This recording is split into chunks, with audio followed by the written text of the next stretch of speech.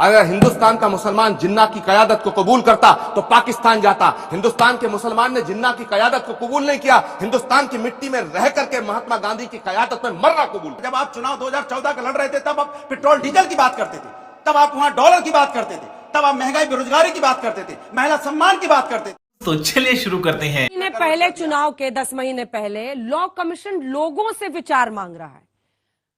जो परिस्थितियां बन रही हैं वो किस तरफ इशारा कर रही है? देखिए, सुधांशु जी और इनकी पार्टी बहुत चालू पार्टी है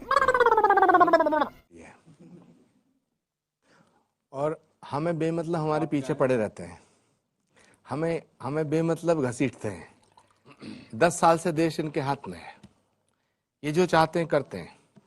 नोटबंदी 2-2 बार करते हैं, किसी से पूछते हैं? नहीं पूछते। मुझे बताइए, अभी इन्होंने घोषणा पत्र का जिक्र किया, मैंने बड़ी जिम्मेदारी से एक प्रश्न उठाया था। अच्छा, हमको ठीक है, आपस में ये सब तू मैं वो प्रश्न इधर उधर हो गया, उसका जवाब मुझे चाहिए सुधांशु जी, क्योंकि आप राष्ट्रीय भाजपा के राष्ट्रीय प्रवक्ता हैं, सत्ताधारी पार्टी के राष्ट्रीय प्रवक्ता हैं। आप बताइएगा, देश में यूसीसी लाने का जो प्रयोजन है, मंतव्य है, मोटिव है, वो क्या है? सब एक समान हो जाए, तो आरक्षण पे इसकी आपकी राय क्या है? शाबाश। दूसरा, जो जिन राज्यों के अंदर सोशल कस्टम्स और उनके अंदर डिफरेंट शादी विवाहों के जो तमाम तौर तरीके हैं, उन पर आपकी क्या राय है? यही नहीं, अभी और सुनिए। तीसरा पॉइंट यह है कि अगर आप पार्लियामेंट के अंदर यूसीसी पे एक बिल लाते हैं, उसका पूरा मसौदा हमारे सामने रखेंगे, तो उस पर अपनी राय देंगे। अगर in the interest of nation, देश के हित के अंदर आप एक समान सबको रखना चाहते हैं, तो मैं पहला व्यक्ति होऊंगा जो इसका समर्थन करूंगा। क्या बात है सर, क्या बात है सर। लेकिन आपकी नियत पर संदेह है, आपकी नियत पर हमें संदेह है।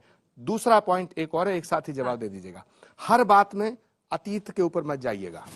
अभी यहाँ मैं किसी का पक्ष नहीं ले रहा हूं, लेकिन आप हिंदुस्तान के मुसलमान को और हिंदुओं को अलग अलग करके अगर देखेंगे तो ये देश के लिए ठीक नहीं होगा। हो सकता है एक पार्टी के लिए ठीक हो सकता है एक लीडर के लिए ठीक हो, लेकिन हिंदुस्तान के मुसलमान में आपको मुगल क्यों नजर आता है, औरंगजेब क्यों नजर आता है, शाहजहां क्यों नजर आता है, या खिलजी क्यों नजर आता है? शाबाश बेटा। उसमें वीर अब्दुल हमीद क्यों नहीं नजर आता आपको उसमें अशफाकुल्लाह खा क्यों नहीं नजर आता?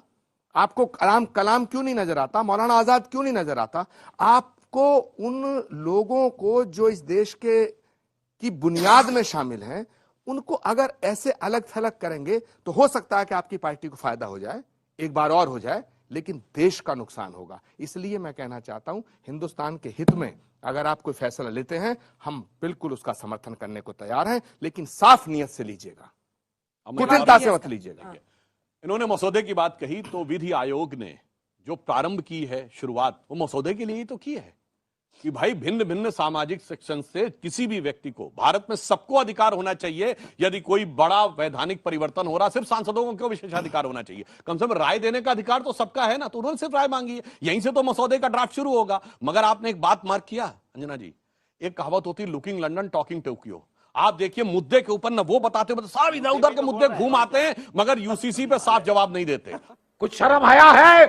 अब जो इन्होंने बात कही, हम हिंदू मुस्लिम के ऊपर विलेनाइजेशन ऑफ मुस्लिम्स, यानी उनको विलन बनाना इस देश में, क्या इन्होंने कहा कि मुस्लिम समाज के लिए जो हमने औरंगजेब से जोड़ा, हमने जोड़ा।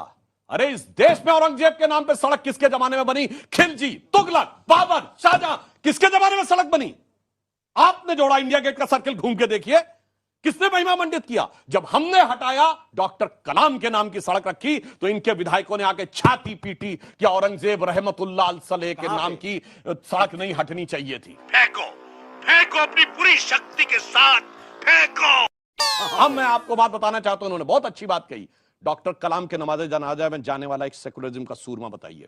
डॉक्टर कलाम का जो मेमोरियल है, उसके साथ फोटो दिखाइए किसी एक सेकुलरिज्म के सूरमा की। बुरहान वानी के नमाज़े जनाजा में जाएंगे, याकूब मेनन के नमाज़े जनाजा में जाएंगे, अफजल गुरु के लिए हाय हाय करेंगे। और मैं कहना चाहता हूं, वीर अब्दुल हमीद की शहादत की 50वीं वर्षगांठ 2015 में हुई। मोदी जी की सरकार ने उनके परिवार को बुलाया, उनकी श्रीमती जी को भी बुलाया और सम्मानित किया। वीर अब्दुल हमीद के घर पर गया हुआ एक सेकुलर नेता बताइए। आचार्य जी बताइए।